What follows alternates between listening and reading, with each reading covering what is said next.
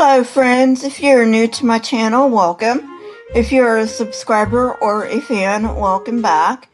There's not much I need to get into right now, so let's go ahead on into the video. Today's topic is the Knights Templar, the beginnings, so let's go. So I'm going to go over the tail end of the introduction just for a running start into this one. Most of the Mediterranean world, plus the Iberian Peninsula, was in Muslim hands during the 7th and 8th centuries, with the Muslims inching toward Christian Europe. In the middle of the 11th century, the Seljuk Turks, a new Islamic threat, had worked their way westward from Central Asia, converting to Islam along the way. In 1095, delegates arrived in Italy from the Byzantine Empire to ask the Pope for help. After taking Constantinople in late 1096, the Crusaders took Nicaea in 1097, followed by Edessa and Antioch, both in 1098, and finally conquered Jerusalem in 1099. And the Latin Kingdom of Jerusalem was established. Godefroy de Bouillon, one of the leaders of the First Crusade, was given the title Defender of the Holy Sepulchre because he refused the title of king on the grounds that only Christ deserved that title. Most surviving crusaders went back home after the First Crusade.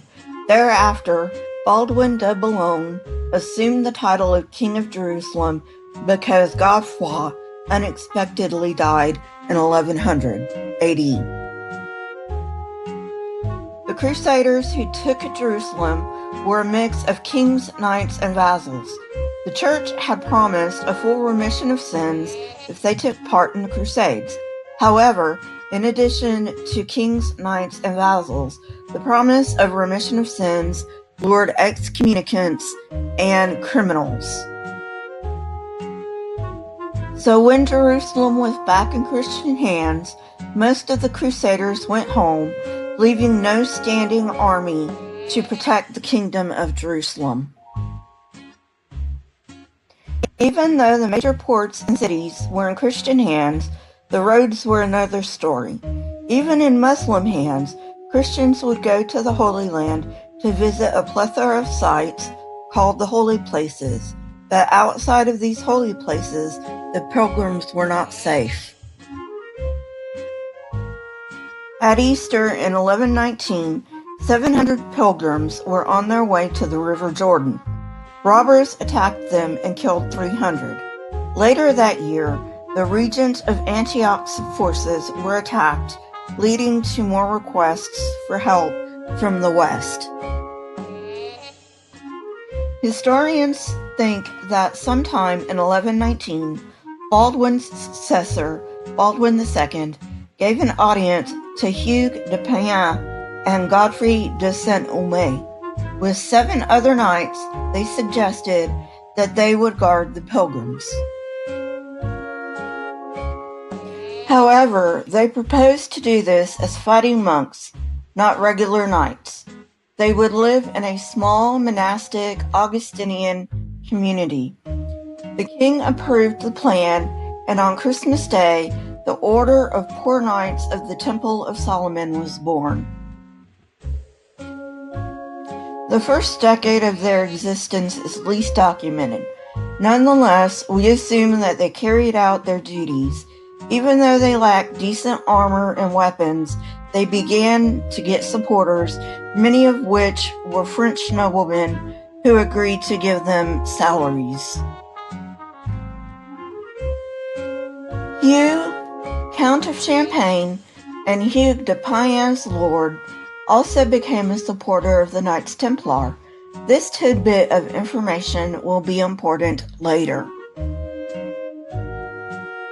According to tradition, in 1127, the Templars were still made up of only 9 knights, and and they were struggling with recruitment efforts. There is a problem with this story, however. King Baldwin II sent Hugues de Payens and several other Templars on a diplomatic mission to Europe. If this is true, who guarded the pilgrims?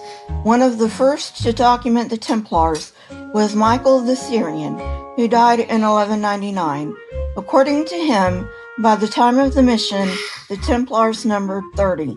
The delegation's mission was twofold: to protect the Prince of Galilee and Lord of Beirut while they tried to persuade Fulk of Anjou to marry Baldwin's daughter. This would secure a male heir for the King of Jerusalem. The second mission was to recruit knights for a second crusade. I think that's a good place to stop for today. You can find me on Twitter and Discord. Those links are in the description. My PayPal link is also in the description, as well as a link to my source for this video.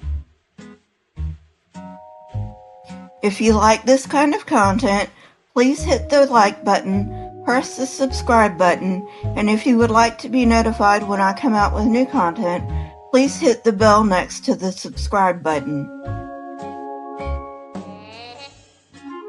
Question everything and never be afraid.